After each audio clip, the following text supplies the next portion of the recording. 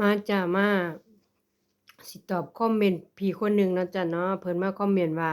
เพิ่นกำลังคบอยู่กับหนุ่มตุรกีคุยกันได้ประมาณ2 เดือนแล้วนะจ้ะบ่ขอเอ่ยชื่อแต่ว่าพี่ว่านก็ไปเห็นเพิ่นคอมเมนต์ถามในคลิปของน้องชัดนะจ้ะถ้าน้องชัดได้มาเบิ่งวิดีโอนี้ก็เข้ามาตอบช่วยกันเด้อจ้ะเพราะว่าตอบเขาไปทางข้อความสิเว้าสิมาบอกอยู่ในนี้ถ้าพี่เพิ่นได้มารับฟังก็ฟังเด้อพี่เด้อ เฮาสิไปการันตีบ่ได้เนาะจ้ะเนาะผู้ชายตุรกีมันก็มีทั้งคนดีคนเลวเนาะจ้ะเนาะแต่ว่าเฮาก็ต้องใช้วิจารวิจารยะวิจารณญาณเนาะวิจารณญาณของเฮาเนาะจ้ะเนาะเบิ่งว่าตอนคุยตอนหยังเป็นจั่งใดสีหน้าสีตาเป็นคนใจดีบ่ท่าทางใจดีบ่เว้าปิดบังบ่ครอบครัวมีจักคนทำความรู้จัก เพราะว่าพี่เพิ่นว่าอืมผู้ชายน่ะเพิ่นอยากบินไปไทยแต่ว่าบ่ได้ภาษาน่ะมันบ่ได้เกี่ยวจ้ะ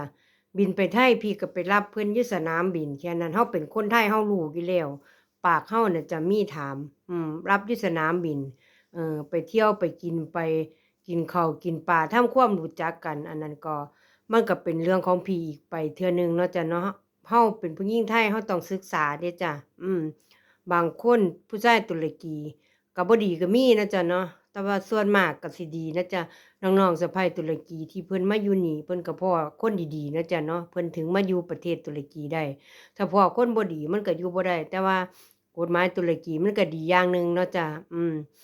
ช่วยเหลือผู้หญิงให้สิทธิ์ผู้หญิงหลายกว่าผู้ชายนะจ๊ะเนาะมันก็ดีอย่างหนึ่งอ่าถ้าเกิดว่าผู้ชายน่ะบอกพี่ว่ามาหาบ่มีเวลาไป พี่ก็ต้องเตรียมตัวให้พร้อมเนาะจ๊ะเนาะเตรียมตัวให้พร้อมอ่าเอาเบอร์โทรคนรู้จักอืมถ่ายบัตรประชาชนของผู้ชายไว้ถ่ายอ่า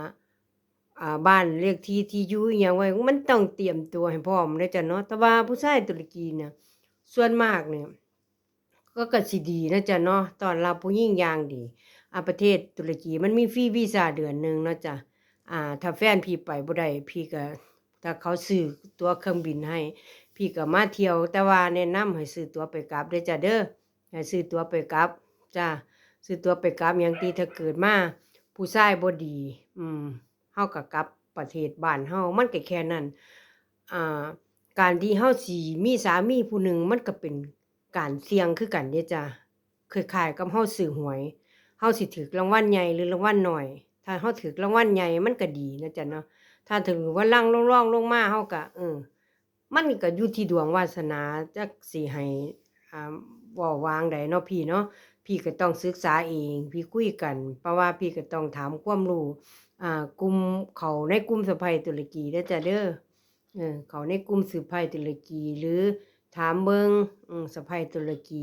ทุกคนเพิ่นก็นั่นแหละจ้ะสะใภ้ตุรกีก็ไม่แนะนำมาตอบเลยเด้อจ้ะว่า ผู้ชายตุรกีแต่ว่าผู้ชายตุรกีเพิ่นคุยบ่โดนเด้อจ้ะคือจังโตของพี่วันนี่ก็คือกันเพิ่นก็คุยแค่เดือนเดียวก็เพิ่นก็ขอแต่งงานก็อยู่นำกันเท่าซุมื้อนี่เนาะจ้ะก็เกือบสิ3 ปีแล้วเนาะมันก็มีหลายๆคนนะจ้ะบางคนก็อาจสิคุยโดนเพราะว่าหยังติคุยโดนเพราะว่าผู้ชายเพิ่นบ่พร้อมลางเทื่อนะจ้ะเพิ่นเฮ็ดงานเพิ่นบ่พร้อมที่สิจัดงานที่สิมีเวลาบ่พร้อมเรื่องเงินทองมันหลายอย่างเด้จ้ะ แต่งงานกับผู้หญิงไทยนี่มันใช้เงินหลายเด้จ้ะอย่างขี้ร้ายนี่สั่วสิแต่งงานแล้วมันก็ต้องมีเงินเตรียมไว้เป็นแสน200,000พู้นเด้จ้ะอันนี้คือมาเว้าสู่ฟังเนาะจ้ะยกตัวอย่างถ้าพี่สิมาหาผู้ชายนี่1ผู้ชายก็ต้องซื้อตั๋วเครื่องบินให้ล่ะเนาะจ้ะไปกลับอย่างขี้ร้ายก็ต้อง40,000เนาะจ้ะเตรียมไว้ตั๋วไปกลับ40,000ไหนสิเงินใส่กระเป๋าอีกอืม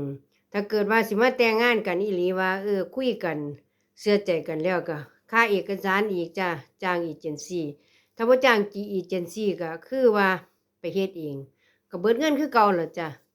4,000 5,000 7,000 8,000ก็ว่าไปเนาะอันล่ะจ้ะมันการันตีบ่ได้เนาะเอื้อยเด้อถ้าเอื้อยเขามาฟัง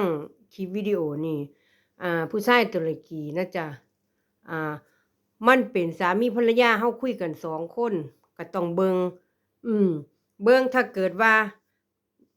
เขาขอแต่งงานเอื้อยถ้าเกิดว่าเอื้อยมาอยู่นำแล้วบ่ดีเอื้อยก็สามารถ